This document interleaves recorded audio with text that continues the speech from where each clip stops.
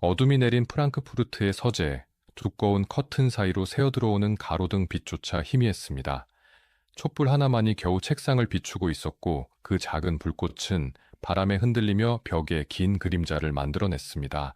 창밖으로는 차가운 겨울바람이 나뭇가지를 흔들어댔고 얼어붙은 가지들이 서로 부딪히며 내는 소리만이 고요한 밤을 채우고 있었습니다. 책상 앞에 앉은 노인은 펜을 쥔 채 미동도 하지 않았습니다. 잉크병은 열려 있었지만 종이 위에는 단 한 글자도 적히지 않았습니다. 그의 눈은 창밖 어둠을 응시하고 있었지만 사실 그는 아무것도 보고 있지 않았습니다. 그저 자신의 내면 깊숙한 곳, 70년 넘게 살아온 삶의 무게를 들여다보고 있을 뿐이었습니다. 노인의 흰 머리카락은 양옆으로 부풀어 올라 있었고 깊게 팬 주름은 그가 얼마나 많은 생각을 해왔는지를 말해주는 듯 했습니다. 그의 입술은 굳게 다물어져 있었고 눈빛은 여전히 날카로웠습니다. 나이가 들어도 무뎌지지 않은 세상을 꿰뚫어보는 시선이었습니다. 아르투어 쇼펜하우어. 그는 세상이 본질적으로 고통이라고 말한 철학자였습니다. 삶은 의미 없는 욕망의 연속이며 행복이란 잠시 고통이 멈춘 순간에 불과하다고 외쳤습니다. 사랑은 유전자의 속임수이고 인간관계는 이기심의 감영흑이며 역사는 같은 비극의 무한 반복일 뿐이라고 가르쳤습니다. 세상 사람들은 그를 염세주의자라 불렀고 미친 사람 취급을 했습니다. 동료 철학자들은 그를 비웃었고 대학은 그를 거부했으며 대중은 그의 책을 사지 않았습니다. 30년 동안 그는 완벽한 무명 속에서 살았습니다. 하지만 그의 철학은 개인적 불행에서 태어난 원망이 아니었습니다. 오히려 그것은 세상을 너무나 깊이, 너무나 정직하게 관찰한 결과였습니다. 인간의 욕망을, 고통을, 덧없음을, 자기 기만을 누구보다 냉철하게 바라본 한 사람의 기록이었습니다. 그는 사람들이 듣고 싶어 하는 말을 하지 않았습니다. 세상이 아름답다고, 노력하면 행복해진다고, 역사가 진보한다고 위로하지 않았습니다. 대신 그는 진실을 말했습니다. 불편하고 우울하고 받아들이기 힘든 진실을. 왜 그는 세상을 부정했을까요? 무엇이 그를 이토록 어두운 철학으로 이끌었을까요? 그리고 역설적이게도 왜 그의 철학은 100년이 지난 오늘날 더 많은 사람들에게 위로가 되고 있을까요? 지금부터 여러분과 함께 세상에서 가장 솔직했던 철학자의 이야기를 들어보려 합니다. 부유한 집안에서 태어났지만 사랑받지 못했던 소년의 이야기를, 천재성을 확신했지만 30년 동안 무시당했던 청년의 이야기를, 그리고 마침내 세상이 그를 알아봤을 때 이미 죽음 앞에 서 있던 노인의 이야기를.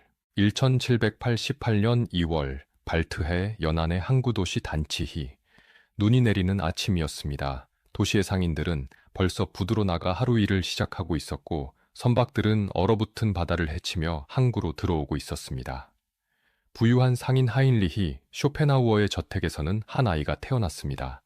큰 저택이었습니다. 방이 12개나 되었고 하인들이 여럿 있었으며 식탁에는 매일 고급 음식이 차려졌습니다. 아버지 하인리히는 도시에서 손꼽히는 무역상이었고 어머니 요한나는 교양 있는 지식인이었습니다. 아이에게는 모든 것이 준비되어 있었습니다. 재산도, 교육도, 미래도. 단치 최고의 가문에서 태어난 아이는 당연히 행복할 것처럼 보였습니다. 하지만 그 집안의 분위기는 차갑기만 했습니다. 아버지 하인리히는 엄격하고 우울한 사람이었습니다. 그는 사업에는 성공했지만 삶에서는 행복을 찾지 못했습니다. 항상 침울한 표정으로 집안을 돌아다녔고 아들에게조차 따뜻한 말 한마디 건네지 않았습니다. 저녁 식사 시간은 정해져 있었고 대화는 최소한으로만 이루어졌으며 웃음소리는 거의 들리지 않았습니다. 사업 이야기를 할 때만 아버지의 목소리에 힘이 실렸습니다. 어떤 배가 어느 항구로 떠났는지, 어떤 상품의 가격이 올랐는지, 누구와 거래를 성사시켰는지. 하지만 그것도 기쁨이 아니라 의무를 말하는 투였습니다. 돈을 버는 것도 재산을 늘리는 것도 그에게는 그저 해야 할 일일 뿐이었습니다. 어머니 요한나는 달랐습니다. 그녀는 22살의 젊은 여성이었고 사교적이고 활달했으며 문학과 예술을 사랑했습니다. 시를 쓰고 소설을 읽고 음악회에 가는 것을 좋아했습니다. 하지만 그녀 역시 이 결혼 생활에서 행복하지 않았습니다. 남편과의 관계는 형식적이었습니다. 하인리히는 아내를 사랑하지 않았고 요한나도 남편을 사랑하지 않았습니다. 이것은 사랑이 아니라 계약이었습니다. 집안과 집안의 결합, 재산과 재산의 결합이었습니다. 그녀의 마음은 늘 다른 곳을 향해 있었습니다.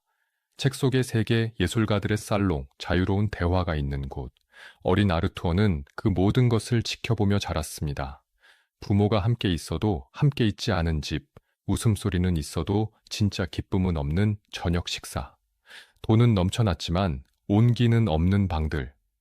비싼 가구로 채워져 있지만 사랑은 없는 것일. 아이는 일찍부터 깨달았습니다. 행복은 외부 조건으로 만들어지는 것이 아니라고. 아무리 많이 가져도, 아무리 좋은 환경에 있어도 내면이 공허하면 모든 것이 무의미하다는 것을, 이것이 그가 평생 동안 가지고 다닐 첫 번째 통찰이었습니다. 아버지는 아들이 자신의 뒤를 이어 상인이 되기를 원했습니다. 그래서 어린 아르투어를 유럽 각지로 데려다니며 상업 교육을 시켰습니다. 9살부터 시작된 여행이었습니다. 파리, 런던, 네덜란드, 벨기에. 소녀는 화려한 도시들을 보았습니다. 하지만 그가 본 것은 번영이 아니라 인간의 탐욕과 허영뿐이었습니다. 런던의 공장에서 그는 어린아이들이 기계 앞에서 하루 15시간씩 일하는 모습을 보았습니다. 겨우 6살, 7살밖에 안 된 아이들이 손가락이 부러져도 멈추지 못하고 일했습니다. 감독관이 채찍을 들고 서 있었기 때문입니다. 산업혁명의 풍요 뒤에 숨은 지옥이었습니다. 파리의 살롱에서는 가면을 쓴 듯한 사람들의 헛된 수다를 들었습니다.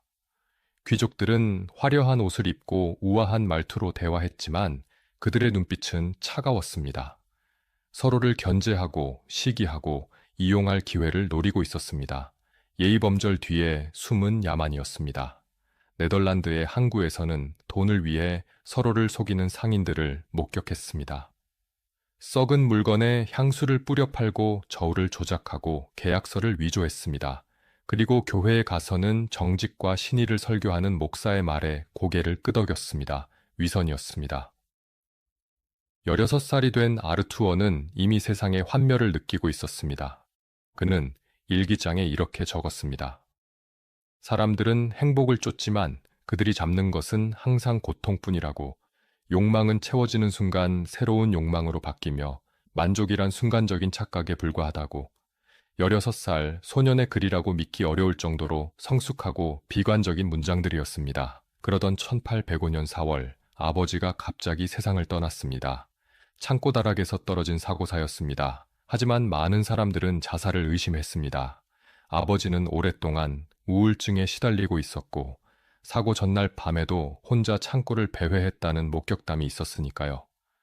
17살 소녀는 아버지의 장례식에서 눈물을 흘리지 않았습니다.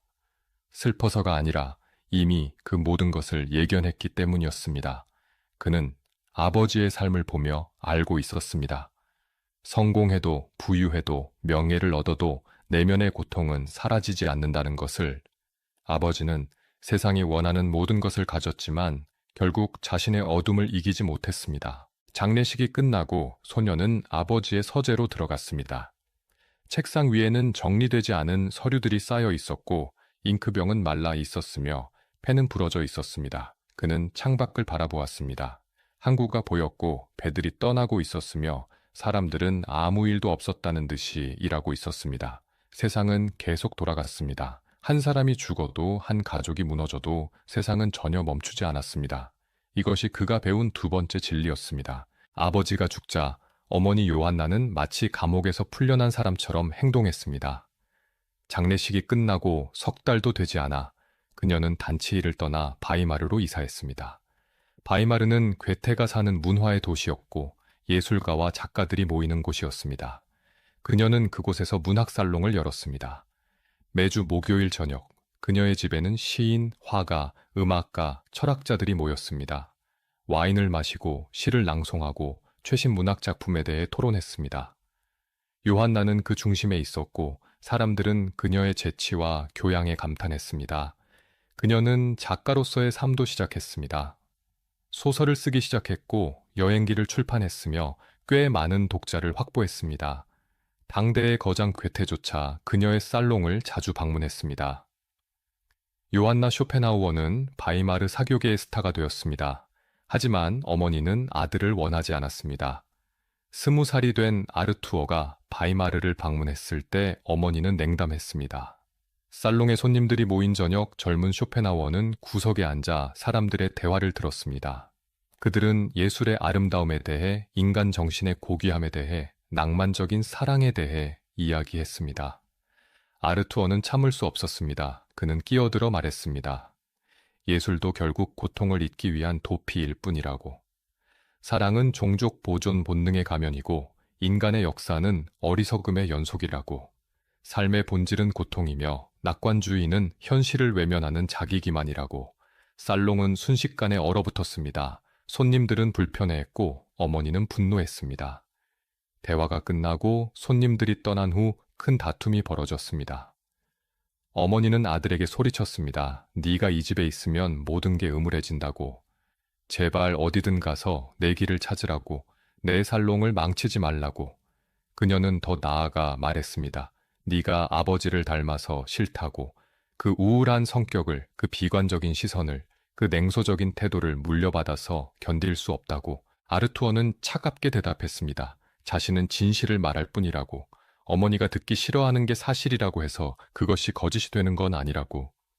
세상이 아름답다고 믿고 싶어하는 사람들의 자기 기만을 자신은 참을 수 없다고. 살롱에 모인 사람들은 현실을 직시하지 못하는 겁쟁이들이라고. 어머니는 창백해졌습니다. 그녀는 떨리는 목소리로 말했습니다. 네가 천재라고 생각하는지 모르지만 아무도 내 철학 따위에 관심 없다고. 네 책은 아무도 읽지 않을 것이고 내 이름은 아무도 기억하지 않을 것이라고. 반면 자신은 이미 유명한 작가이고 괴테도 인정하는 문인이라고. 아들은 냉소적으로 웃으며 대답했습니다. 그렇게 생각하시려면 그러시라고. 하지만 100년 후에는 어머니의 이름은 잊혀지고 자신의 이름만 남을 것이라고. 어머니는 아들 덕분에만 기억될 것이라고. 그 말이 결정타였습니다. 결국 모자는 결별했습니다. 20살의 청년은 어머니의 집을 떠났고 그 후 거의 평생 동안 어머니와 만나지 않았습니다. 가끔 편지를 주고받았지만 그것도 형식적인 안부였을 뿐이었습니다. 어머니가 1838년에 죽었을 때조차 그는 장례식에 가지 않았습니다. 훗날 누군가 물었습니다. 어머니와 화해하지 않은 것을 후회하지 않느냐고. 쇼펜하우어는 고개를 저었습니다. 후회는 없다고. 어머니는 자신이 유명해지기를 원했지만 결국 아들 덕분에만 기억되는 신세가 되었다고. 자신의 예언이 맞았다고. 냉혹한 말이었지만 사실이기도 했습니다. 오늘날 요한나 쇼펜하우어의 소설을 읽는 사람은 거의 없습니다.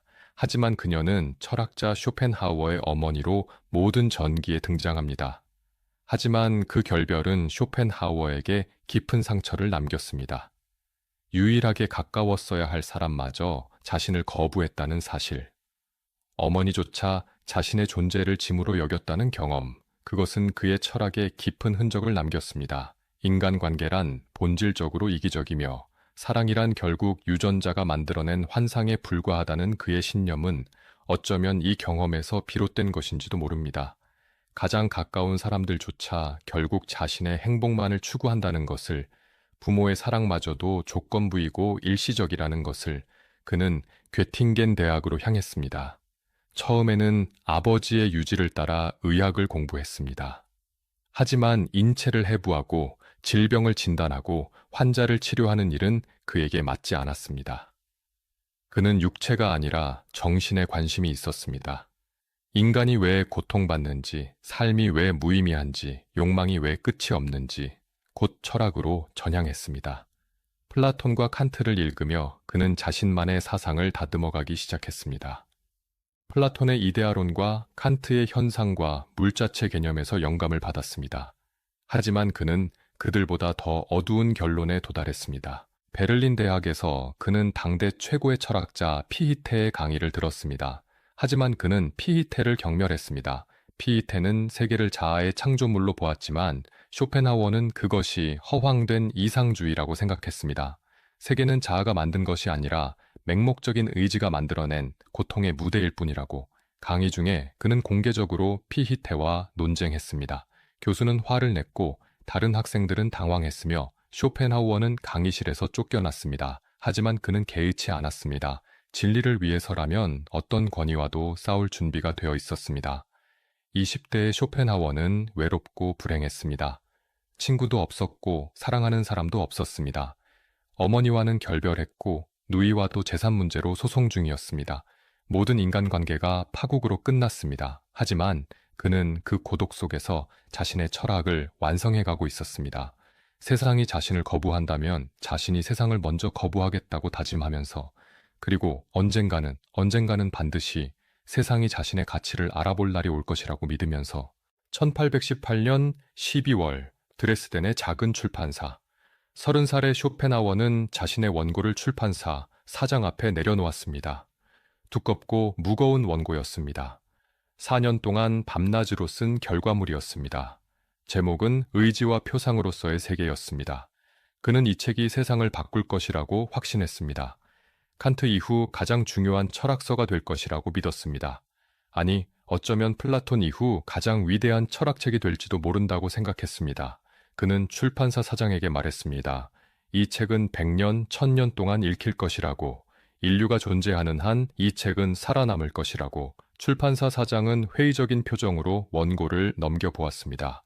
너무 어렵고 너무 우울하며 대중이 원하는 내용이 아니라는 생각이 들었습니다. 하지만 저자의 열정이 워낙 대단해서, 그리고 저자가 출판 비용 일부를 부담하겠다고 해서 결국 출판을 승낙했습니다. 쇼펜하워의 철학은 단순하면서도 충격적이었습니다.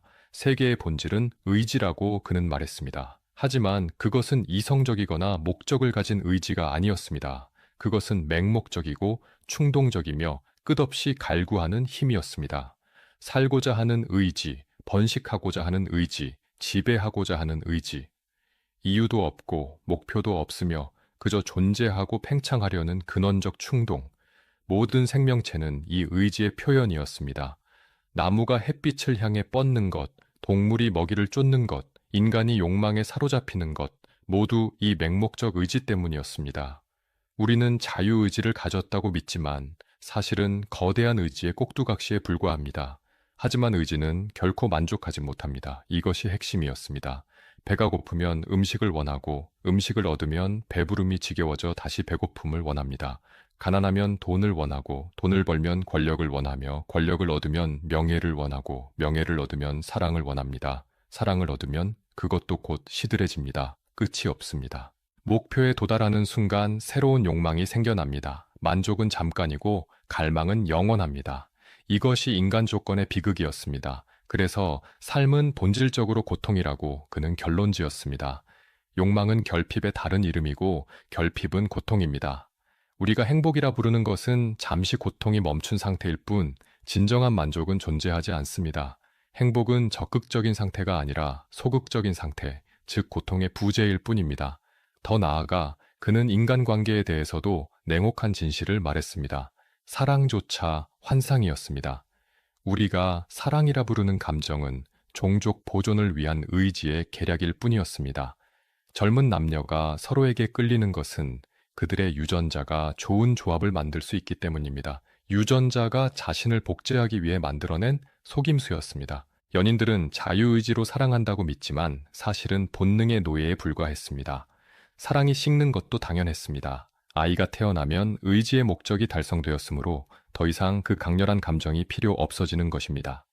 그래서 결혼한 부부들은 점점 서로에게 무관심해지고 때로는 증오하게 됩니다. 우정도 마찬가지였습니다. 순수한 우정이란 거의 존재하지 않습니다.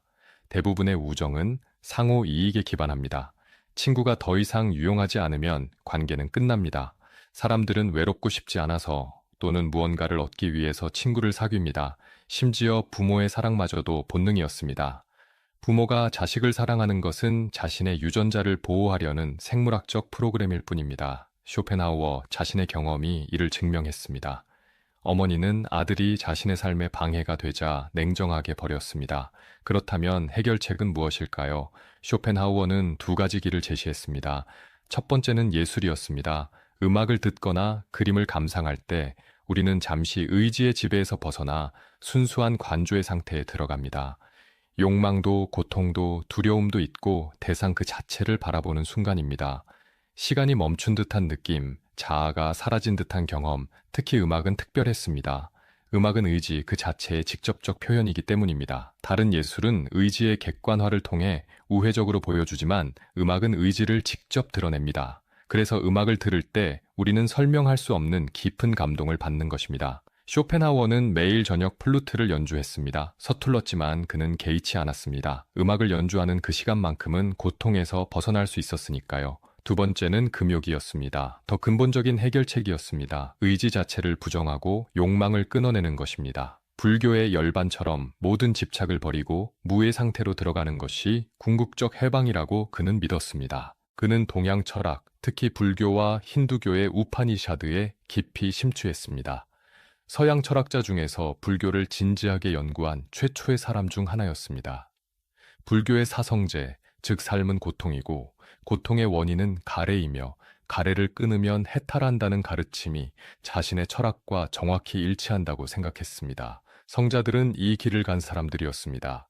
재산을 버리고 명예를 버리고 심지어 생명에 대한 집착마저 버린 사람들, 그들만이 진정한 평화를 얻었다고 쇼펜하우어는 믿었습니다. 책은 완성되었습니다. 800페이지가 넘는 방대한 분량이었습니다. 쇼펜하우어는 출판사에 원고를 보내며 이 책이 자신의 명성을 확립할 것이라 기대했습니다. 그는 이미 자신이 역사에 남을 철학자라고 확신하고 있었습니다. 출판일을 손꼽아 기다렸습니다. 평론가들의 찬사를 상상했습니다. 대학에서 자신의 철학을 가르치고 학생들이 몰려드는 광경을 그려보았습니다. 어머니가 자신의 성공을 듣고 후회하는 모습까지 상상했습니다. 하지만 현실은 냉혹했습니다. 책은 완전히 무시되었습니다.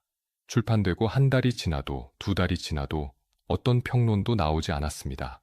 신문에도 잡지에도 학술지에도 이 책에 대한 언급이 전혀 없었습니다. 몇몇 서평이 나왔지만 대부분 부정적이었습니다. 너무 비관적이라는 평가, 위험한 사상이라는 비난, 불경스럽다는 공격. 어떤 평론가는 이렇게 썼습니다. 이 책은 인류에게 아무런 도움이 되지 않는 우울한 헛소리일 뿐이라고. 대중은 관심조차 보이지 않았습니다. 출판사 창고에는 팔리지 않은 책들이 쌓여갔습니다. 초판 500부 중에서 겨우 100부 정도만 팔렸습니다. 그것도 몇 년에 걸쳐서. 쇼펜하우어는 분노했습니다. 세상이 진리를 알아보지 못한다고, 대중은 어리석고 평론가들은 부패했다고 비난했습니다. 하지만 분노 뒤에는 깊은 좌절이 숨어 있었습니다. 그는 혼자 되뇌었습니다. 내가 틀렸나? 내 철학이 정말 가치가 없는 것인가? 하지만 곧 고개를 저었습니다. 아니다. 내가 옳다. 다만 세상이 아직 준비되지 않았을 뿐이다. 당시 독일 철학계는 헤겔의 전성시대였습니다. 헤겔은 베를린 대학의 교수였고 프로이센 정부의 지지를 받았으며 수백 명의 학생들이 그의 강의를 들었습니다.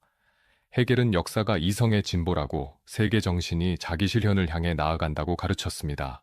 모든 모순은 변증법적으로 지향되어 더 높은 단계로 발전한다고 했습니다. 현실은 이성적이고 이성적인 것은 현실적이라고 선언했습니다.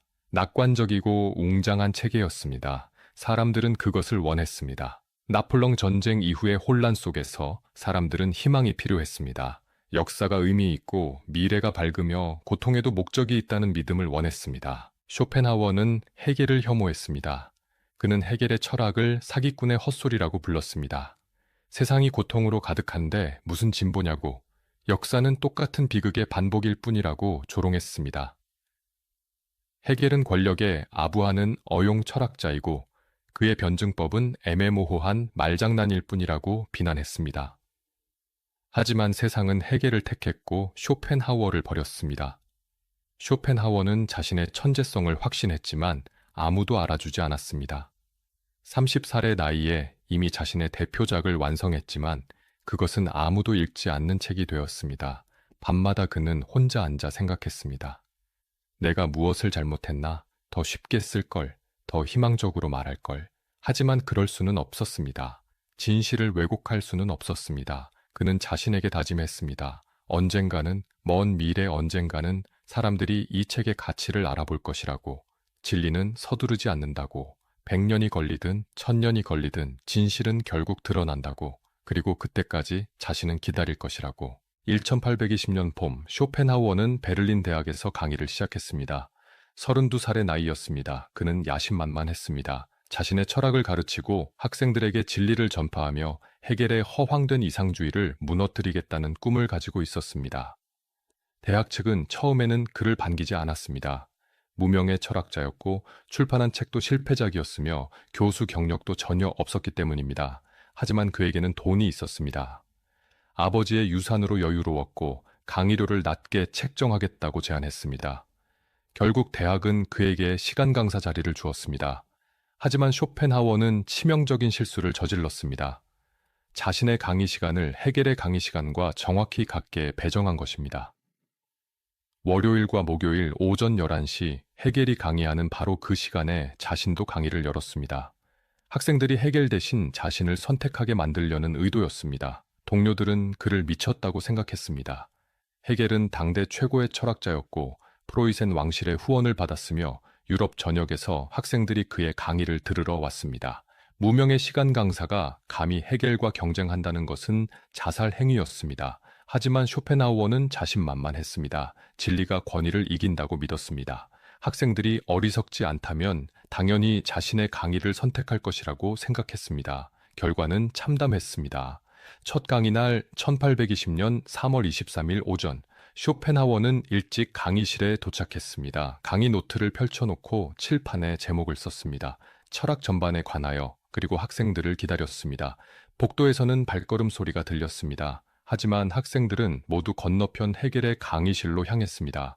쇼펜하우어의 강의실 문을 여는 사람은 거의 없었습니다. 시간이 되었습니다. 쇼펜하우어의 강의실에는 단 5명의 학생만이 앉아 있었습니다. 반면 복도 건너편에서는 웃음소리와 떠드는 소리가 들렸습니다. 헤겔의 강의실은 학생들로 가득 차서 서 있는 사람들까지 있었습니다. 100명이 넘었습니다. 쇼펜하우어는 굴욕감을 느꼈지만 강의를 시작했습니다. 5명이라도 진지한 학생들이라면 가르칠 가치가 있다고 생각했습니다. 하지만 학기가 진행되면서 상황은 더 나빠졌습니다. 5명이던 학생들은 하나둘 떠나기 시작했습니다. 그의 강의는 너무 어두웠습니다. 삶은 고통이고 역사는 무의미하며 인간은 맹목적 의지의 노예라는 이야기를 듣고 나면 기분이 나빠졌습니다. 학생들은 희망과 영감을 원했는데 쇼펜하우어는 절망과 체념을 가르쳤습니다. 어느 학생이 질문했습니다. 교수님, 그렇다면 우리는 어떻게 살아야 합니까? 쇼펜하우어는 대답했습니다. 욕망을 최소화하고 기대를 낮추며 금욕적으로 살아야 합니다. 예술을 감상하거나 명상을 통해 잠시 고통에서 벗어날 수 있을 뿐입니다. 학생은 실망한 표정으로 고개를 저었습니다. 그 학생은 다음 주부터 나오지 않았습니다. 다른 학생이 물었습니다. 그렇다면 성공하려는 노력은 무의미한가요? 쇼펜하우어는 고개를 끄덕였습니다. 성공해도 행복해지지 않습니다. 새로운 욕망이 생길 뿐입니다. 성공은 고통의 형태를 바꿀 뿐, 고통 자체를 없애지 못합니다. 그 학생도 떠났습니다. 또 다른 학생이 질문했습니다. 사랑은요? 진정한 사랑을 만나면 행복해질 수 있지 않습니까? 쇼펜하우어는 냉소적으로 웃었습니다. 사랑은 종족 보존 본능의 가면입니다. 열정이 식으면 환멸만 남습니다. 결혼은 장기간의 후회를 짧은 순간의 쾌락으로 바꾸는 거래입니다. 마지막 학생마저 떠났습니다. 학기 말이 되었을 때 쇼펜하우어의 강의실에는 단 한 명의 학생도 남지 않았습니다. 그는 빈 교실에서 홀로 강의 노트를 펼쳐놓고 앉아 있었습니다. 세상에서 가장 중요한 진리를 전하려 했지만 아무도 듣지 않았습니다. 한편 헤겔의 강의실은 여전히 만원이었습니다. 학생들은 열광적으로 노트를 적었고 강의가 끝나면 교수를 둘러싸고 질문을 쏟아냈습니다. 헤겔은 스타였고 쇼펜하우어는 실패자였습니다. 쇼펜하우어는 분노했습니다. 학생들이 진리를 외면하고 달콤한 거짓말을 좇는다고 비난했습니다. 헤겔은 권력에 아부하는 철학을 파는 사기꾼이라고 공개적으로 조롱했습니다. 대학은 진리를 가르치는 곳이 아니라 거짓을 팔아 돈을 버는 장사꾼의 소굴이라고 비난했습니다. 하지만 아무도 그의 편을 들지 않았습니다. 동료 교수들은 그를 문제아 취급했고 학생들은 그를 피했으며 대학 행정실은 그의 강의를 폐강시켰습니다. 결국 한 학기 만에 쇼펜하우어의 강의는 끝났습니다. 그는 대학을 떠났습니다. 다시는 학계로 돌아가지 않겠다고 결심했습니다. 이 어리석은 세상이 자신의 가치를 알아보지 못한다면 혼자서라도 철학을 계속하겠다고 다짐했습니다. 그는 자신의 일기에 이렇게 썼습니다. 나는 내 시대를 위해 글을 쓰지 않는다. 미래를 위해 쓴다. 진리는 항상 처음에는 조롱당하고 그 다음에는 격렬히 반대당하며 마지막에는 자명한 것으로 받아들여진다. 나는 세 번째 단계를 기다릴 것이다. 그 무렵 베를린의 콜레라가 창궐했습니다. 1831년 여름 동유럽에서 시작된 콜레라가 독일로 퍼져왔습니다. 베를린 시민들은 공포에 떨었습니다. 매일 수십 명이 죽어나갔습니다. 거리에는 시체를 실은 수레가 다녔고 병원은 환자로 넘쳐났습니다. 8월 헤겔이 콜레라에 감염되었습니다. 당대 최고의 철학자가 병상에 누웠습니다. 의사들이 찾아왔지만 당시 의학으로는 콜레라를 치료할 방법이 없었습니다. 며칠 후 헤겔은 사망했습니다. 61살이었습니다. 쇼펜하워는 그 소식을 듣고 베를린을 떠났습니다. 프랑크푸르트로 이주했습니다. 사람들은 수군거렸습니다. 그가 콜레라가 두려워서 도망쳤다고. 그의 철학대로라면 죽음을 두려워할 이유가 없을 텐데 정작 본인은 겁쟁이처럼 도망쳤다는 비아냥이었습니다. 쇼펜하워는 그 비난을 들었지만 개의치 않았습니다. 그는 대답했습니다. 죽음을 두려워하지 않는 것과 불필요한 위험을 무릅쓰는 것은 다른 문제라고. 현명한 사람은 피할 수 있는 죽음을 피한다고. 프랑크푸르트에 정착한 그는 평생을 그곳에서 보냈습니다. 마인강이 보이는 작은 아파트 한 칸에서 개 한 마리와 함께 완전한 고독 속에서 세상이 자신을 버렸다면 자신도 세상을 버리면 그만이었습니다. 그는 더 이상 인정받으려 애쓰지 않기로 했습니다. 다만 자신이 옳다는 것을 언젠가는 세상이 알아볼 것이라는 것을 믿으며 살아가기로 했습니다. 그리고 그는 기다렸습니다. 30년을. 프랑크푸르트의 쇠네 아우스지히트 거리 17번지. 쇼펜하워는 마인강이 내려다 보이는 2층 아파트에 정착했습니다. 방 3개짜리 작은 공간이었습니다. 서재, 침실, 그리고 식당 겸 거실. 그것이 그가 평생을 보낼 세계의 전부였습니다.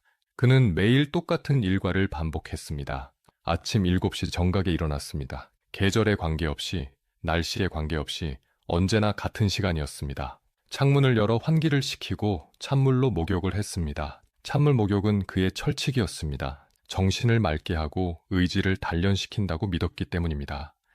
간단한 아침 식사를 마친 후 오전 내내 글을 썼습니다. 서재 책상 앞에 앉아 펜을 들었습니다. 창밖으로는 마인강이 흘렀고 배들이 지나갔으며 사람들이 오갔습니다. 하지만 그는 그 어느 것도 보지 않았습니다. 오직 종이 위에만 집중했습니다. 그는 놀라울 정도로 규칙적으로 글을 썼습니다. 하루에 딱 5시간, 오전 8시부터 오후 1시까지. 그 시간 동안에는 누가 찾아와도 문을 열지 않았고 무슨 일이 있어도 쓰기를 멈추지 않았습니다. 점심은 정확히 12시에 같은 식당에서 먹었습니다. 앵글리셔 호프라는 이름의 고급 레스토랑이었습니다. 그곳의 단골이었던 그는 항상 같은 자리에 앉았습니다. 창가 구석 테이블, 다른 손님들과 멀리 떨어진 자리. 그는 혼자 식사했지만 테이블에는 항상 2개의 접시가 놓였습니다. 하나는 자신의 것이고 다른 하나는 개를 위한 것이었습니다. 아트마, 그가 키우는 푸들이었습니다. 산스크리트어로 세계 영혼이라는 뜻의 이름이었습니다. 식당 주인은 처음에는 개를 드리는 것을 거부했습니다. 하지만 쇼펜하우어는 협상했습니다. 개를 위한 자리값을 별도로 지불하겠다고. 심지어 개를 위해 특별 메뉴를 주문하겠다고. 주인은 결국 승낙했습니다. 돈을 내는 손님인데 거절할 이유가 없었습니다. 사람들은 수군거렸습니다. 저 이상한 노인은 개를 사람처럼 대우한다고. 개와 대화를 나누고 개의 의견을 묻는다고. 하지만 쇼펜하우어는 신경 쓰지 않았습니다. 그는 개를 사람보다 더 신뢰했습니다. 개는 배신하지 않고 거짓말하지 않으며 이기적이지 않다고 믿었습니다. 개는 순수한 존재라고 생각했습니다. 인간의 교활함과 위선에 물들지 않은 생명이라고. 점심 식사 후 그는 산책을 나갔습니다. 이것도 빠짐없이 매일 2시간 동안 이루어졌습니다. 오후 2시부터 4시까지. 비가 오든 눈이 오든 여름이든 겨울이든 그는 산책을 나갔습니다. 산책 코스도 정해져 있었습니다. 아파트에서 나와 마인강 둑을 따라 남쪽으로 걷고 다리를 건너 돌아오는 경로였습니다. 정확히 5km 거리였습니다. 그는 이 길을 30년 동안 매일 걸었습니다. 아트마는 언제나 그의 곁을 따라왔습니다. 묵지 않아도 개는 주인을 떠나지 않았습니다. 쇼펜하우어는 산책하면서 생각에 잠겼습니다. 때로는 혼잣말을 중얼거렸고 때로는 개에게 말을 걸었습니다. 동네 사람들은 그를 이상한 노인으로 여겼습니다. 항상 같은 시간에 같은 길을 산책하고 누구와도 인사하지 않으며 개에게만 말을 거는 괴짜였습니다. 아이들은 그를 무서워했고 어른들은 그를 비웃었습니다. 어느 날 장난기 많은 청년이 그에게 시비를 걸었습니다. 노인장, 개와 대화하면 개가 대답이라도 합니까? 쇼펜하우어는 차갑게 대답했습니다. 개는 적어도 자네처럼 어리석은 질문은 하지 않는다고. 청년은 화가 나서 쇼펜하우어의 어깨를 밀쳤습니다. 노인은 비틀거렸지만 넘어지지 않았습니다. 그는 아무 말도 하지 않고 걸어갔습니다. 하지만 그날 저녁 그는 경찰서에 고소장을 제출했습니다. 폭행죄로. 재판이 열렸습니다. 청년은 벌금형을 선고받았습니다. 쇼펜하우어는 만족했습니다. 자신이 옳았다는 것이 증명되었으니까요. 비록 작은 일이었지만 그는 법정에서 승리했습니다. 저녁에는 오페라나 극장을 관람했습니다. 이것이 그의 유일한 사교 활동이었습니다. 하지만 그는 다른 관객들과 어울리지 않았습니다. 공연이 시작되기 직전에 도착해서 끝나자마자 떠났습니다. 누구와도 대화하지 않았습니다. 음악을 좋아했습니다. 특히 로시니와 모차르트를 사랑했습니다. 오페라를 보는 동안만큼은 그의 얼굴에 평화로운 표정이 떠올랐습니다. 음악이 그를 일상의 고통에서 해방시켰습니다. 공연이 없는 날에는 집에서 독서를 했습니다. 플라톤, 칸트, 우파니샤드, 불경. 그는 이 책들을 수없이 반복해서 읽었습니다. 새로운 책보다는 오래된 고전을 선호했습니다. 진리는 새롭지 않다고 믿었기 때문입니다. 그리고 자신의 책도 읽었습니다. 의지와 표상으로서의 세계를 다시 펼쳐보며 자신이 얼마나 옳았는지 확인했습니다. 세월이 지나도 고칠 부분이 거의 없었습니다. 완벽했습니다. 밤 11시 그는 잠자리에 들었습니다. 이것도 변함없는 규칙이었습니다. 침대 옆에는 언제나 권총이 놓여 있었습니다. 도둑이 두려워서가 아니었습니다. 혹시 모를 불면증에 대비해서였습니다. 그는 심한 불면증을 앓았습니다. 아버지에게서 물려받은 것 같았습니다. 밤마다 잠들지 못하고 뒤척이는 날이 많았습니다. 그럴 때면 그는 권총을 만지작거렸습니다. 만약 견딜 수 없게 되면 그것으로 모든 것을 끝낼 수도 있다는 생각.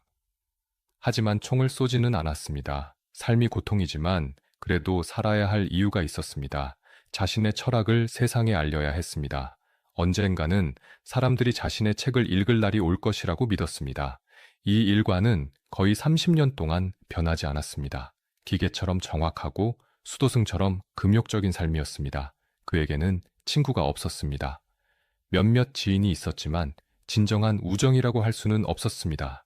그는 사람을 믿지 않았습니다. 모든 인간관계는 결국 이기심에 기반한다고 생각했습니다. 대신 개를 키웠습니다. 아트마가 죽으면 또 다른 푸드를 입양했고 그 개도 항상 아트마라고 불렀습니다. 세계 영혼은 하나이므로 개의 육체가 바뀌어도 이름은 같아야 한다는 것이 그의 논리였습니다. 그의 삶은 금욕적이었지만 완벽하게 절제된 것은 아니었습니다. 그는 여자를 좋아했습니다. 젊은 시절에는 창녀촌을 자주 드나들었고 중년이 되어서도 가끔 여성과 관계를 가졌습니다. 하지만 결혼은 하지 않았습니다. 결혼은 인생의 감옥이라고 생각했기 때문입니다. 사랑은 유전자의 속임수이고 가정은 자유의 무덤이라고 믿었습니다. 한 여자와 평생을 함께 산다는 것은 상상할 수 없었습니다. 그래서 그는 관계를 가졌지만 책임은 지지 않았습니다. 어떤 여성과 사이에 사생아가 있다는 소문도 있었지만 그는 인정하지 않았습니다. 자식이 있어도 부양할 생각이 없었습니다. 이것은 그의 철학과 모순되는 행동이었습니다. 그는 금욕을 가르쳤지만 자신은 욕망을 완전히 끊지 못했습니다. 하지만 그는 자기 합리화에 능숙했습니다. 그는 말했습니다. 성인이 되려고 하지 않는다고. 자신도 의지의 노예일 뿐이라고. 다만 그 사실을 정직하게 인정한다는 점에서 다른 사람들과 다를 뿐이라고. 위선자가 되느니 차라리 솔직한 죄인이 낫다고. 돈은 충분했습니다. 아버지의 유산으로 평생을 안락하게 살 수 있었습니다. 은행 예금, 채권, 주식에 투자했고 꽤 성공적이었습니다. 그는 재산 관리에 매우 신중했습니다. 노년에는 상당한 부자였습니다. 하지만 사치하지는 않았습니다. 적당한 아파트에서 살았고 옷도 검소했으며 식사도 절제했습니다. 다만 책과 음악에는 돈을 아끼지 않았습니다. 그는 주식 투자로 재산을 불렸습니다. 경제신문을 꼼꼼히 읽었고 시장 동향을 분석했으며 신중하게 투자했습니다.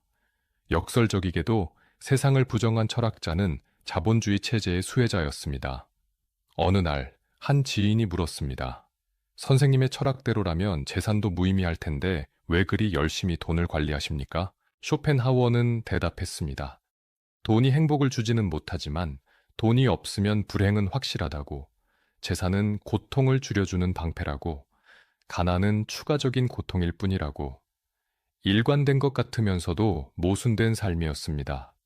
금욕을 설교하면서 쾌락을 즐겼고 욕망을 부정하면서 재산을 불렸으며 사람을 경멸하면서 명성을 갈망했습니다. 하지만 그는 불행하지 않았습니다. 적어도 자신은 그렇게 믿었습니다.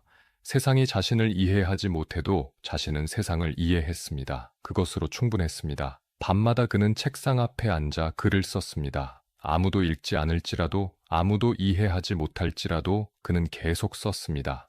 논문을, 에세이를, 격언을, 일기를 그는 자주 이렇게 중얼거렸습니다.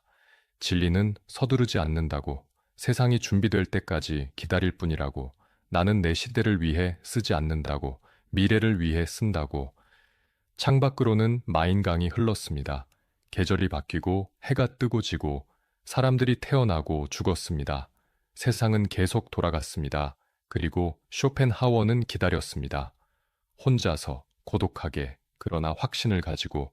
1850년대 초반 쇼펜하우어는 이미 60을 넘긴 노인이었습니다. 그의 주저가 출판된 지 30년이 넘었지만 여전히 무명이었습니다. 책은 팔리지 않았고 그의 이름을 아는 사람도 거의 없었습니다. 하지만 유럽의 분위기가 조금씩 바뀌고 있었습니다. 1848년 혁명이 실패로 끝난 후 사람들은 낙관주의의 환멸을 느끼기 시작했습니다. 자유, 평등, 박애를 외치며 거리로 나갔지만 혁명은 유혈 진압으로 끝났습니다. 왕정은 그대로였고 불평등은 여전했으며 민중의 희망은 짓밟혔습니다. 헤겔이 말한 역사의 진보는 어디에도 보이지 않았습니다. 대신 전쟁과 억압, 가난과 불평등만이 반복되었습니다. 산업혁명은 불을 가져왔지만 노동자들은 더 비참해졌습니다. 공장에서 하루 14시간씩 일하고도 굶주리는 사람들이 넘쳐났습니다. 과학도 발전했지만 행복을 가져오지는 못했습니다. 증기기관, 철도, 전신, 놀라운 발명품들이 쏟아졌지만 사람들의 삶은 더 복잡하고 스트레스가 많아졌을 뿐입니다. 그리고 1859년 다윈의 종의 기원이 출판되었습니다. 인간이 신의 특별한 창조물이 아니라 동물의 연장선에 불과하다는 것이 밝혀졌습니다. 생존 경쟁, 적자 생존, 자연 선택. 자연은 목적도 없고 자비도 없는 맹목적 과정일 뿐이었습니다. 이 모든 것이 쇼펜하우어가 이미 30년 전에 말한 것이었습니다. 젊은 지식인들이 그의 책을 다시 꺼내 읽기 시작했습니다. 대학 도서관에서 먼지 쌓인 의지와 표상으로서의 세계를 찾아낸 학생들은 충격을 받았습니다. 이 노인이 이미 모든 것을 예견했다는 사실에 한 젊은 철학자가 쇼펜하우어에게 편지를 보냈습니다. 당신의 책이 제 삶을 바꿨다고, 당신만이 진실을 말하고 있다고, 왜 더 일찍 당신을 발견하지 못했는지 후회스럽다고 썼습니다. 쇼펜하우어는 그 편지를 읽고 미소 지었습니다. 처음에는 한두 통이었지만 점점 늘어났습니다. 독일뿐 아니라 영국, 프랑스, 러시아에서도 편지가 왔습니다. 당신의 철학이 제 삶을 바꿨다고, 당신만이 진실을 말하고 있다고 쓴 편지들이었습니다. 출판사가 연락을 해왔습니다. 책을 재출판하고 싶다고, 이번에는 팔릴 것 같다고. 쇼펜하우어는 냉정하게 조건을 제시했습니다. 초판보다 더 좋은 종이에 더 큰 활자로 더 많은 인쇄를 달라고. 출판사는 승낙했습니다. 1851년 의지와 표상으로서의 세계 제2판이 출간되었습니다. 이번에는 팔렸습니다. 서점에서 품절 사태가 벌어졌고 대학에서는 그의 철학을 강의하기 시작했습니다. 신문과 잡지에서 인터뷰 요청이 쇄도했습니다. 평론가들이 그를 당대 최고의 철학자라고 칭송했습니다. 어제까지 무시하던 사람들이 갑자기 존경을 표했습니다. 베를린 대학에서 편지가 왔습니다. 명예 교수직을 제안한다고. 30년 전에 그를 쫓아낸 바로 그 대학이었습니다. 쇼펜하우어는 정중하게 거절했습니다. 지금 와서 주는 명예 따위는 필요 없다고, 자신은 이미 역사가 인정한 철학자라고. 젊은 학자들이 프랑크푸르트를 찾아왔습니다. 거장을 만나고 싶다고, 가르침을 받고 싶다고. 쇼펜하우어는 몇몇을 만났습니다. 하지만 오래 대화하지는 않았습니다. 그들이 자신의 철학을 제대로 이해하지 못한다고 생각했기 때문입니다. 어느 젊은 철학도가 질문했습니다. 선생님, 이제 유명해지셨는데 기쁘지 않으십니까? 쇼펜하우어는 쓸쓸하게 웃으며 대답했습니다. 기쁘다기보다는 당연하다는 생각이 든다고, 자신은 항상 알고 있었다고, 진리는 결국 승리한다는 것을, 다만 시간이 오래 걸렸을 뿐이라고. 1853년 바그너가 그를 방문했습니다. 당대 최고의 작곡가였습니다. 바그너는 쇼펜하우어의 열렬한 추종자였습니다. 그는 말했습니다. 당신의 음악 철학이 제 오페라에 영감을 주었다고, 특히 의지와 음악에 대한 통찰이 놀라웠다고. 쇼펜하우어는 바그너의 음악을 좋아하지 않았습니다. 너무 시끄럽고 복잡하다고 생각했습니다. 하지만 정중하게 대했습니다.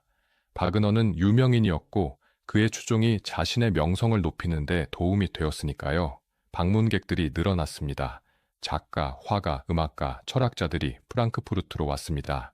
쇼펜하우어의 아파트는 작은 살롱이 되었습니다. 매주 일요일 오후 그는 몇몇 방문객을 받았습니다. 하지만 그는 여전히 외로웠습니다. 사람들이 찾아오지만 진정한 교감은 없었습니다.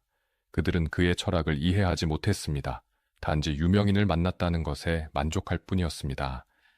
어느 날 한 젊은 여성이 찾아왔습니다. 그녀는 쇼펜하우어의 철학에 감동했다고, 선생님을 존경한다고 말했습니다. 쇼펜하우어는 그녀와 대화를 나눴습니다. 오랜만에 즐거운 시간이었습니다. 하지만 그녀가 떠난 후 그는 자조적으로 웃었습니다. 60이 넘은 노인이 젊은 여성의 방문에 들뜬 자신이 우습게 느껴졌습니다. 여전히 의지의 노예라는 증거였습니다. 나이가 들어도 욕망은 사라지지 않았습니다. 1854년 그의 초상화가 그려졌습니다.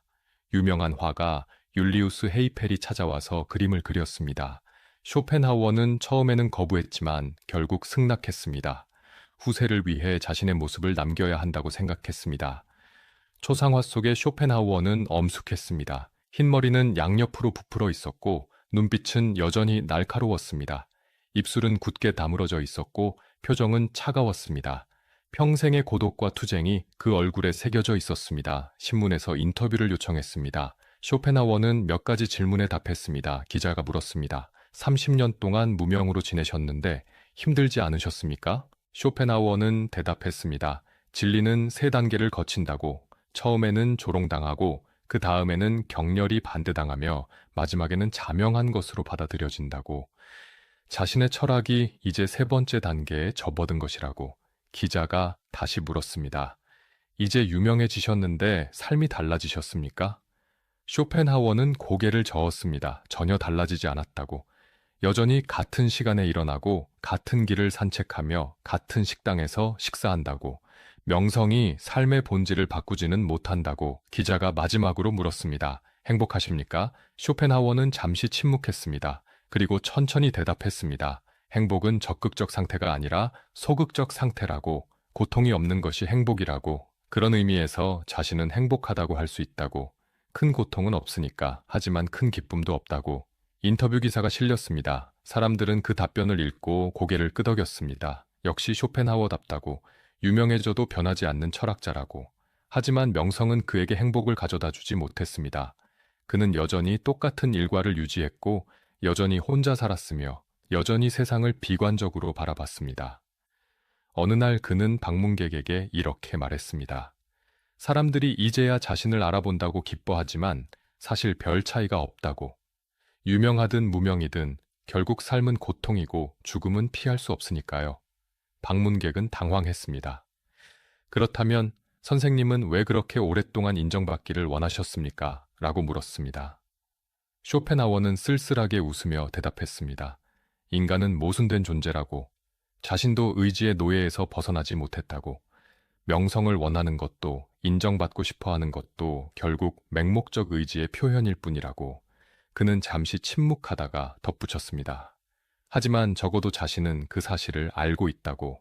자기 기만에 빠지지 않는다고. 위선자보다는 솔직한 죄인이 낫다고. 1856년 그는 보충판을 출판했습니다. 주저에 덧붙이는 에세이와 논문 모음집이었습니다. 그것도 잘 팔렸습니다.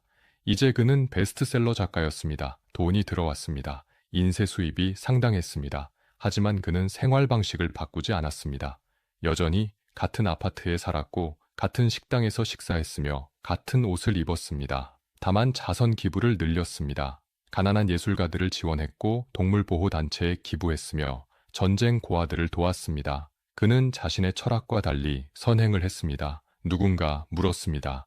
세상이 고통이고 삶이 무의미하다면 왜 자선을 하십니까? 쇼펜하우어는 대답했습니다. 타인의 고통에 공감하는 것은 자연스러운 일이라고. 그것이 연민이고 연민은 윤리의 유일한 기초라고. 세상이 고통스럽기 때문에 오히려 서로 도와야 한다고.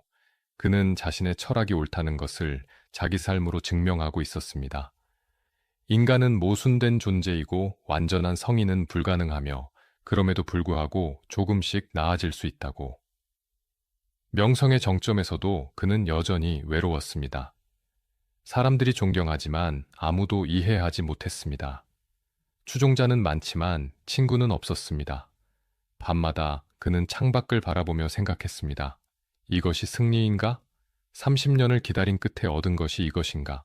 마인강은 여전히 흘렀고 별들은 여전히 빛났으며 세상은 여전히 돌아갔습니다. 아무것도 변하지 않았습니다. 그리고 그는 알았습니다. 명성도 인정도 결국 삶의 본질을 바꾸지 못한다는 것을. 고통은 여전히 고통이고 고독은 여전히 고독이며 죽음은 여전히 다가오고 있다는 것을. 하지만 적어도 한 가지는 증명했습니다. 자신이 옳았다는 것을. 세상이 결국 진리를 인정했다는 것을. 그것으로 충분했습니다. 1860년 쇼펜하우어는 72살이었습니다. 건강은 눈에 띄게 나빠지고 있었습니다. 아침에 일어나면 숨이 차올랐고 산책을 할 때도 자주 멈춰서서 쉬어야 했습니다. 계단을 오르는 것이 힘들었고 가슴에서는 이상한 통증이 느껴졌습니다. 하지만 그는 일과를 바꾸지 않았습니다. 여전히 7시에 일어났고 찬물로 목욕했으며 오전 내내 글을 썼습니다. 다만 예전처럼 집중하기가 어려워졌습니다. 펜을 쥔 손이 떨렸고 글씨가 흐려졌으며 문장을 완성하기 전에 생각이 흩어지곤 했습니다. 그는 매일 아침 일어나서 창밖을 바라보며 생각했습니다. 오늘이 마지막 날이 될지도 모른다고. 하지만 두렵지는 않았습니다. 아니, 적어도 그렇게 말했습니다. 죽음은 존재의 소멸이 아니라 의지로의 귀환이라고. 개별적 존재가 사라지는 것은 해방이라고 평생 가르쳐 왔으니까요. 이제 그 가르침을 실천할 때가 다가오고 있었습니다. 의사가 정기적으로 방문했습니다. 심장이 약해지고 있다고, 무리하지 말라고, 산책을 줄이라고 조언했습니다. 하지만 쇼펜하우어는 듣지 않았습니다. 의사들은 아무것도 모른다고, 죽을 때가 되면 어차피 죽는다고 말했습니다. 그해 여름은 유난히 더웠습니다. 프랑크푸르트의 거리는 먼지로 뒤덮였고 마인 강물은 줄어들었으며 나무들은 말라가고 있었습니다. 사람들은 그늘을 찾아 숨었고 거리는 한산했습니다. 쇼펜하우어는 평소처럼 산책을 나갔습니다. 오후 2시 가장 더운 시간이었습니다. 아트만은 혀를 내밀고 헐떡였지만 주인을 따라갔습니다. 노인과 늙은 개 둘 다 지쳐 보였습니다. 마인강 둑을 걷다가 그는 벤치에 앉아 쉬었습니다. 전에는 한 번도 쉬지 않고 걸었는데 이제는 중간에 앉아야 했습니다. 숨이 너무 가빠서 더 이상 걸을 수 없었습니다. 강물을 바라보았습니다. 느리게 흐르는 물, 끝없이 흐르는 물, 어디서 와서 어디로 가는지 모르는 물. 삶도 그렇다고 생각했습니다. 의미 없이 흐르다가 결국 바다로 사라지는 것. 한 젊은 부부가 지나갔습니다. 손을 잡고 웃으며 걷는 모습이었습니다. 쇼펜하우어는 그들을 바라보았습니다. 저들은 행복하다고 믿겠지만 그것도 잠시일 뿐이라고 생각했습니다. 사랑은 식고 일상은 지루해지며 결국 후회만 남을 것이라고. 하지만 그는 쓸쓸하게 웃었습니다. 자신도 결국 인간이라는 것을, 저 젊은이들을 부러워하고 있다는 것을, 사랑을, 젊음을, 앞에 남은 긴 시간을. 8월 말 그는 병상에 누웠습니다. 가슴이 너무 답답해서 더 이상 일어날 수 없었습니다. 의사를 불렀지만 의사도 별다른 처방을 내리지 못했습니다. 노환이었습니다. 심장이 약해져서 더 이상 버티지 못하는 것이었습니다. 그는 자신의 상태를 잘 알고 있었습니다. 얼마 남지 않았다는 것을. 하지만 놀라거나 슬퍼하지 않았습니다. 오히려 평온했습니다. 마지막 며칠 동안 그는 침대에 누워서 천장을 바라보았습니다. 아파트 천장에는 작은 금이가 있었습니다. 오래된 건물이었으니까요. 그 금을 따라 눈을 움직이며 그는 생각에 잠겼습니다. 내 삶은 무엇이었나? 의미가 있었나? 성공했나? 그는 스스로 답했습니다. 의미는 없었다고. 모든 삶은 무의미하니까. 하지만 자신은 적어도 그 무의미함을 정직하게 대면했다고. 거짓 위안에 도피하지 않았다고. 방문객들이 찾아왔습니다. 제자들, 추종자들, 지인들. 그들은 거장의 임종을 지켜보고 싶어 했습니다. 하지만 쇼펜하워는 길게 대화하지 않았습니다. 지쳤고 말하기가 힘들었으며 사실 그들과 나눌 말도 별로 없었습니다. 어느 제자가 물었습니다. 선생님, 두렵지 않으십니까? 쇼펜하워는 고개를 저었습니다. 내가 평생 가르친 것이 무엇인지 잊었나? 라고 약한 목소리로 말했습니다. 죽음은 개별 의식의 소멸이지만 의지 그 자체는 사라지지 않는다고. 나라는 환상이 사라지는 것뿐이라고. 제자는 다시 물었습니다. 정말 그렇게 믿으십니까? 쇼펜하워는 잠시 침묵했습니다. 그리고 천천히 대답했습니다.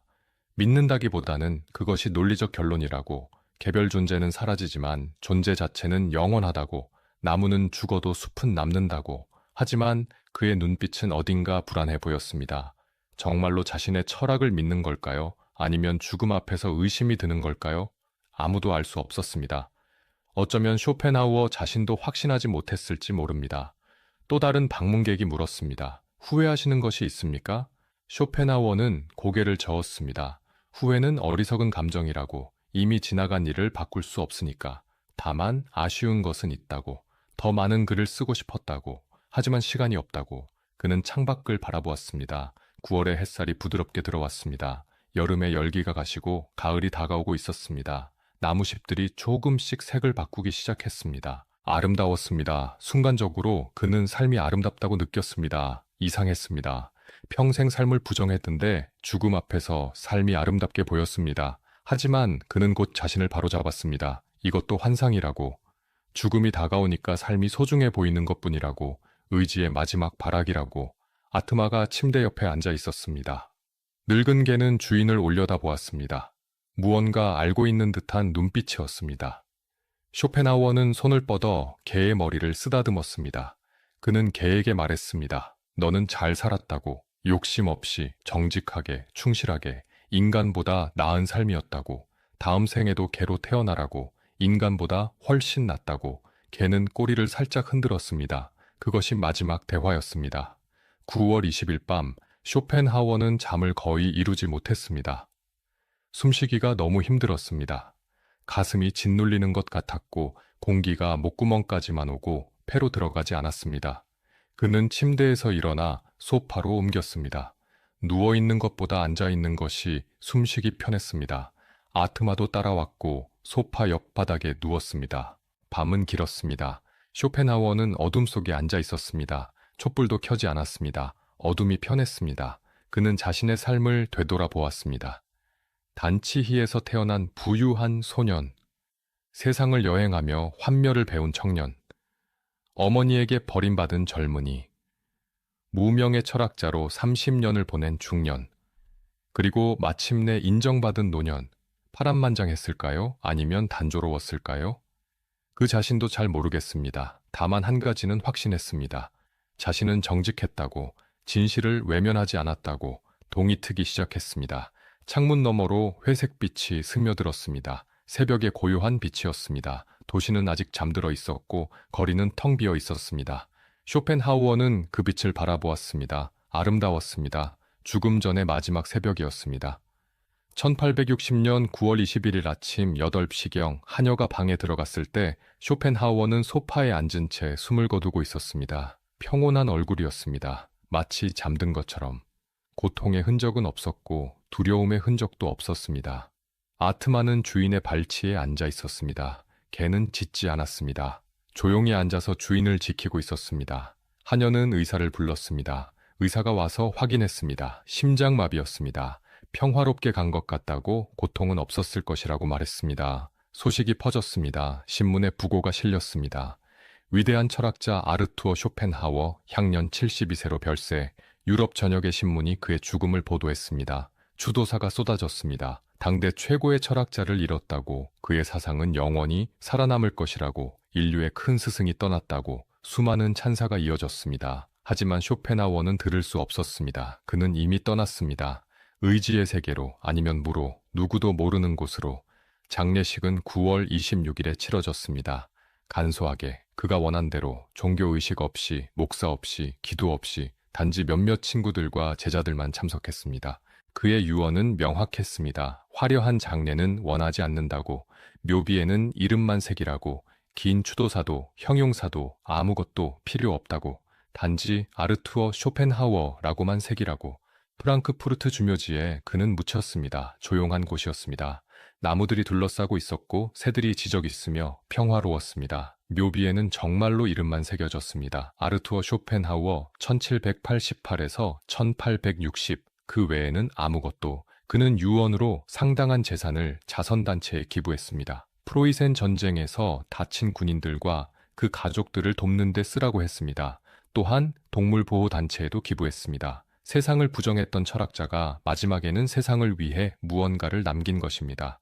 아트만은 한 제자가 입양했습니다. 개는 새 주인을 따랐지만 자주 쇼펜하우어의 무덤을 찾았다고 합니다. 무덤 앞에 앉아서 한참을 있다가 돌아가곤 했다고 합니다. 몇 년 후 아트마도 죽었습니다. 제자는 개를 쇼펜하우어의 묘 근처에 묻어주었습니다.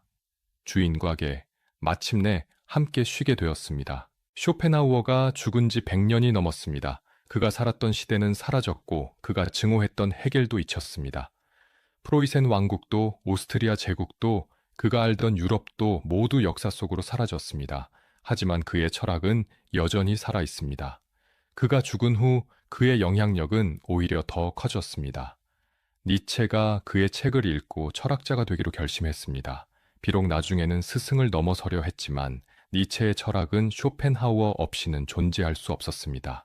바그너는 쇼펜하우어의 철학을 오페라로 만들었습니다. 트리스탄과 이졸데는 쇼펜하우어의 의지 철학을 음악으로 표현한 작품이었습니다. 욕망과 죽음, 갈망과 해방의 이야기였습니다. 톨스토이는 그의 책을 읽고 깊은 영향을 받았습니다. 러시아의 데문호는 쇼펜하우어를 통해 불교를 접했고 그것이 그의 후기 사상에 큰 영향을 주었습니다. 톨스토이는 편지에 이렇게 썼습니다. 쇼펜하우어는 내가 만난 가장 위대한 천재라고. 프로이트의 정신분석학도 쇼펜하우어의 그림자 아래 있었습니다. 의식 아래의 무의식, 이성으로 통제할 수 없는 충동, 억압된 욕망. 이 모든 개념은 쇼펜하우어의 맹목적 의지 개념과 놀라울 정도로 유사했습니다. 아인슈타인은 쇼펜하우어를 평생 읽었습니다. 상대성 이론을 연구하던 과학자는 철학자의 책에서 위안을 찾았습니다. 그는 말했습니다. 쇼펜하우어의 글은 나에게 평화를 준다고. 토마스 만, 카프카, 보르헤스, 베케트. 수많은 작가들이 그의 영향을 받았습니다. 그들의 작품 속에는 쇼펜하우어의 그림자가 어른거렸습니다. 삶의 부조리, 욕망의 허무, 의미의 부재. 비트겐슈타인도 쇼펜하우어를 읽었습니다. 20세기 최고의 철학자 중 한 명인 그는 쇼펜하우어의 책을 16살에 읽고 큰 충격을 받았다고 고백했습니다. 왜일까요? 왜 이렇게 어둡고 비관적인 철학이 이토록 많은 천재들에게 영향을 주었을까요? 왜 죽은 지 100년이 넘은 철학자의 말이 여전히 사람들에게 울림을 주는 걸까요? 어쩌면 그것은 쇼펜하우어가 정직했기 때문일지도 모릅니다. 그는 삶을 미화하지 않았습니다. 고통을 부정하지 않았습니다. 행복이 쉽게 얻어진다고 거짓말하지 않았습니다. 세상이 공정하다고, 노력하면 보상받는다고, 모든 일에는 의미가 있다고 위로하지 않았습니다. 많은 철학자들이 말합니다. 세상은 아름답다고, 역사는 진보한다고, 노력하면 행복해질 수 있다고. 종교는 말합니다. 신이 당신을 사랑한다고, 고통에는 의미가 있다고, 내세에서 보상받을 것이라고. 하지만 현실은 그렇지 않습니다. 사람들은 열심히 살아도 고통받고, 사랑해도 배신당하며, 노력해도 실패합니다. 착한 사람이 일찍 죽고, 악한 사람이 번영합니다. 정의는 승리하지 않고, 진실은 묻힙니다. 쇼펜하우어는 그 진실을 말해주었습니다. 당신이 불행한 것은 당신 잘못이 아니라고, 삶 자체가 원래 그런 것이라고, 행복을 쫓을수록 불행해지는 것은 당연한 일이라고, 그것은 위로가 되었습니다. 역설적이게도 가장 비관적인 말이 가장 큰 위로가 되었습니다. 왜냐하면 그것은 진실이었으니까요. 그리고 그는 말했습니다. 그럼에도 불구하고 살아갈 방법이 있다고. 욕망을 줄이고 기대를 낮추며 순간을 관조하는 법을 배우면 고통을 덜 수 있다고. 예술을 감상하고 자연을 바라보며 타인의 고통에 공감하면 잠시나마 평화를 얻을 수 있다고, 성공하지 않아도 괜찮다고, 사랑받지 못해도 괜찮다고, 의미를 찾지 못해도 괜찮다고, 그냥 살아도 된다고. 현대인들은 그의 말에서 위로를 찾습니다. 우리는 끊임없이 무언가를 성취하라는 압박을 받습니다. 성공해야 하고 행복해야 하며 의미 있는 삶을 살아야 한다고 배웁니다. SNS에는 모두가 행복해 보이고 성공한 것처럼 보이며 완벽한 삶을 사는 것처럼 보입니다. 하지만 그것은 거짓입니다. 누구나 고통받고, 누구나 외롭고, 누구나 가끔은 삶이 무의미하다고 느낍니다. 하지만 그것을 말할 수 없습니다. 약한 사람으로 보일까봐, 실패자로 낙인 찍힐까봐. 쇼펜하우어는 그 모든 것에서 해방시켜줍니다. 그는 말합니다.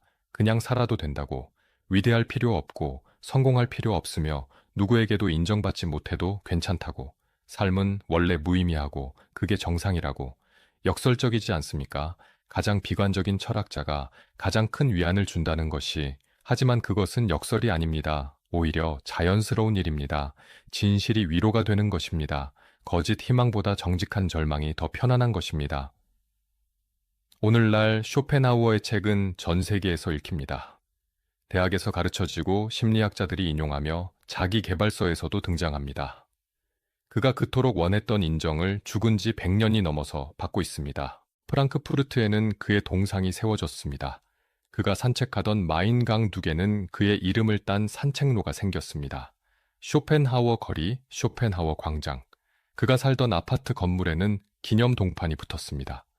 독일 정부는 그를 국가적 자긍심의 상징으로 여깁니다. 칸트, 헤겔과 함께 독일 철학의 거장으로 기념합니다. 우표에 그의 초상이 실렸고 기념 주화가 발행되었으며 학술 대회가 열립니다.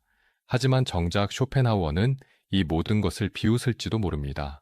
명성이 무슨 의미가 있냐고, 죽은 후에 인정이 무슨 소용이냐고, 결국 모든 것은 덧없이 사라질 뿐이라고.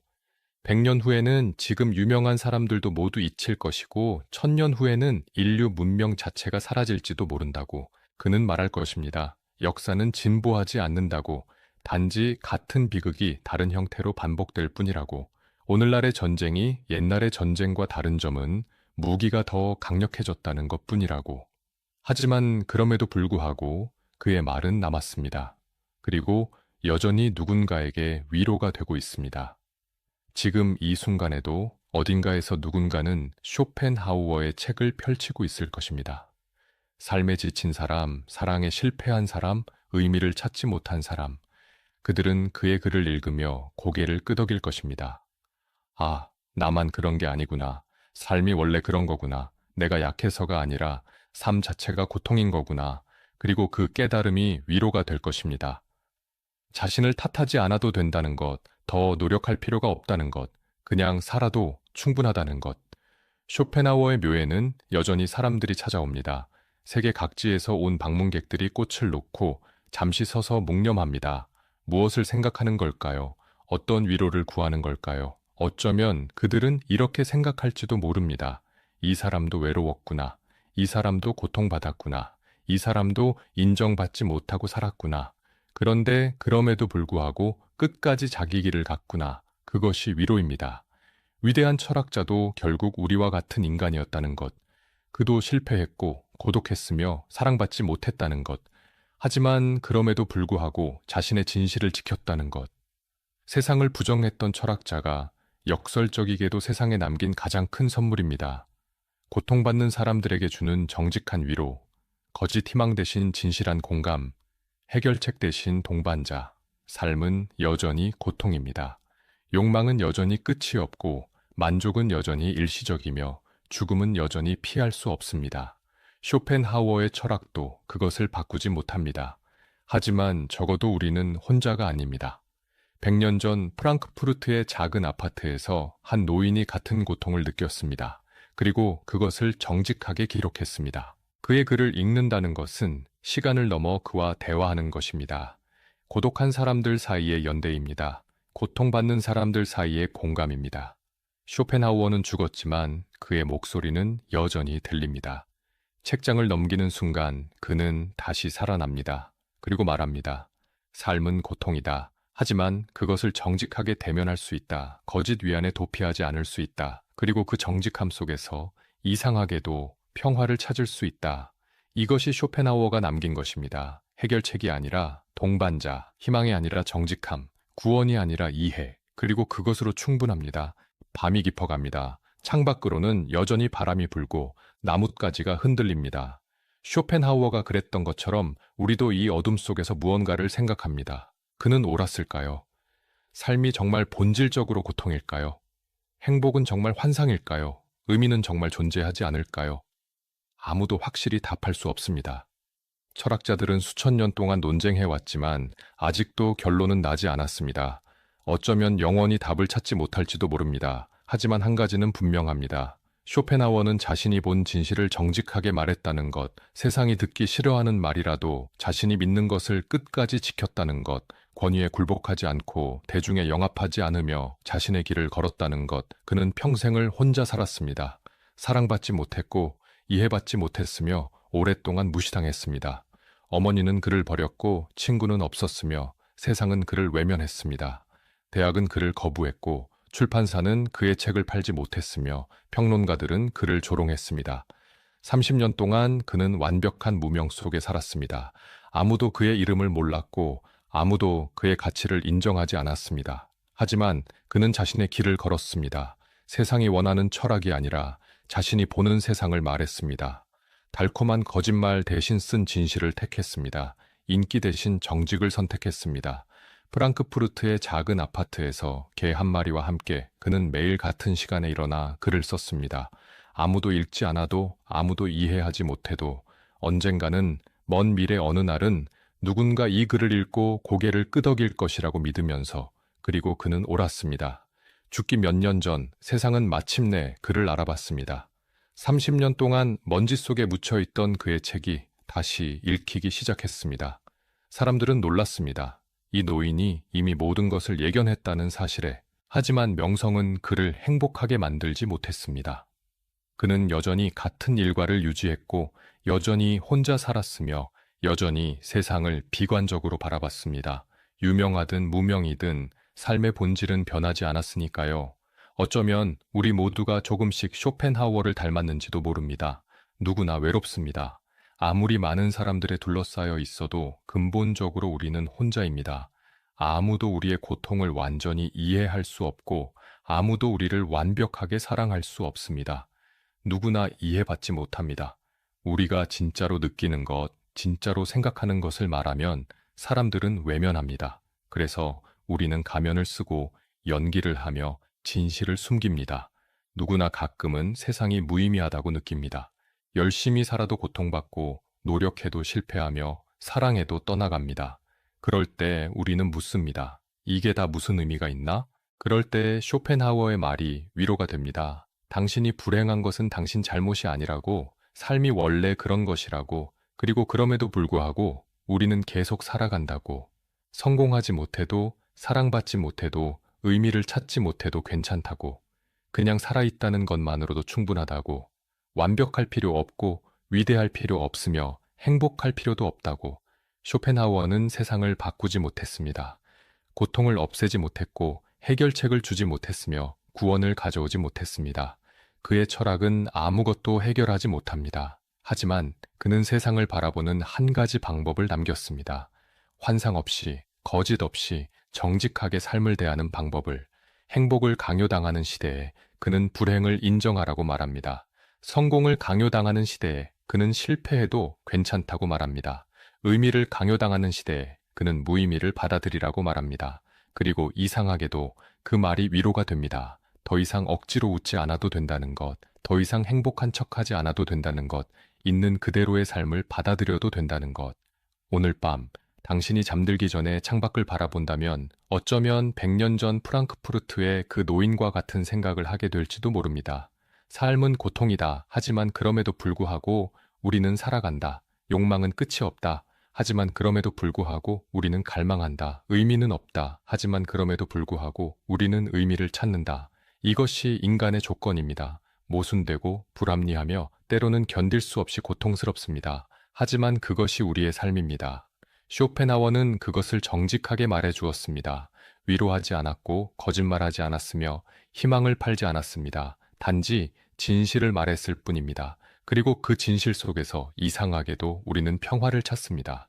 더 이상 완벽해야 한다는 압박에서 벗어날 수 있습니다. 더 이상 행복해야 한다는 강박에서 자유로워질 수 있습니다. 그냥 살아도 된다는 것, 그것만으로도 충분하다는 것. 쇼펜하워의 묘비에는 그의 이름만 새겨져 있습니다. 아르투어 쇼펜하워, 1788에서 1860, 긴 설명도 없고 화려한 추도사도 없으며 형용사도 없습니다.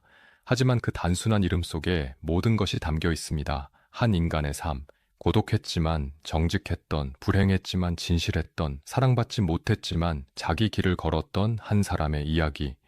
그의 삶은 성공적이었을까요? 행복했을까요? 의미가 있었을까요? 그 자신도 아마 확신하지 못했을 것입니다. 그는 평생 의미를 부정했으니까요. 하지만 한 가지는 확실합니다. 그는 자신의 진실에 충실했다는 것, 세상이 원하는 거짓을 말하지 않았다는 것, 끝까지 자기 자신이었다는 것, 그리고 그것으로 충분합니다. 지금 이 순간에도 어딘가에서 누군가는 그의 책을 읽고 있을 것입니다. 삶에 지친 사람, 의미를 찾지 못한 사람, 행복하지 못한 자신을 자책하는 사람. 그들은 그의 글을 읽으며 알게 될 것입니다. 자신만 그런 게 아니라는 것을. 100년 전에도, 1000년 전에도 사람들은 같은 고통을 느꼈다는 것을. 그리고 그럼에도 불구하고 계속 살아왔다는 것을. 쇼펜하워는 말합니다. 고독한 자들에게. 당신은 혼자가 아닙니다. 나도 혼자였습니다. 그리고 혼자인 것이 때로는 가장 정직한 상태입니다. 쇼펜하우어는 말합니다. 불행한 자들에게 당신이 약해서가 아닙니다. 삶이 원래 그런 것입니다. 행복을 강요하는 세상이 거짓말하는 것입니다. 쇼펜하우어는 말합니다. 의미를 찾지 못한 자들에게 의미가 없어도 괜찮습니다. 의미 없이도 살 수 있습니다. 그냥 살아있다는 것만으로도 충분합니다. 밤은 깊어가고 별들은 차갑게 빛납니다. 우주는 거대하고 우리는 작으며 모든 것은 덧없이 사라질 것입니다. 하지만 지금 이 순간 우리는 여기 있습니다. 숨쉬고 생각하며 느끼고 있습니다. 고통스럽지만 아름답기도 한 이 순간을. 쇼펜하우어가 프랑크푸르트의 창가에 앉아 마인강을 바라보았던 것처럼 우리도 창밖을 바라봅니다. 무엇을 보나요? 무엇을 느끼나요? 어쩌면 아무것도 아닐지 모릅니다. 그냥 밤이고 그냥 어둠이며 그냥 또 하루가 지나가는 것일 뿐. 하지만 그것으로 충분합니다. 삶은 고통이다. 그래도 우리는 살아간다. 이것이 쇼펜하우어가 남긴 메시지입니다. 희망도 아니고 절망도 아닌 그저 정직한 관찰. 그리고 그 정직함 속에서 우리는 조금은 자유로워집니다. 영상을 끝까지 들어주셔서 감사합니다. 세상을 부정한 철학자 쇼펜하우어의 이야기였습니다. 그의 삶은 우리에게 묻습니다. 정직하게 산다는 것은 무엇인가? 진실에 충실하다는 것은 무엇인가? 세상이 원하는 거짓말 대신 자신이 보는 진실을 말한다는 것은 무엇인가? 쉽지 않은 질문입니다. 쇼펜하우어 자신도 완벽하게 답하지 못했습니다. 하지만 그는 평생 그 질문과 씨름했습니다. 그리고 그 씨름 자체가 어쩌면 가장 정직한 삶이었는지도 모릅니다. 구독과 좋아요는 더 좋은 콘텐츠를 만드는데 큰 힘이 됩니다. 다음 이야기에서 또 만나요. 고독하지만 정직했던 한 철학자를 기억하며 오늘 밤도 우리는 각자의 자리에서 살아갑니다. 그것으로 충분합니다.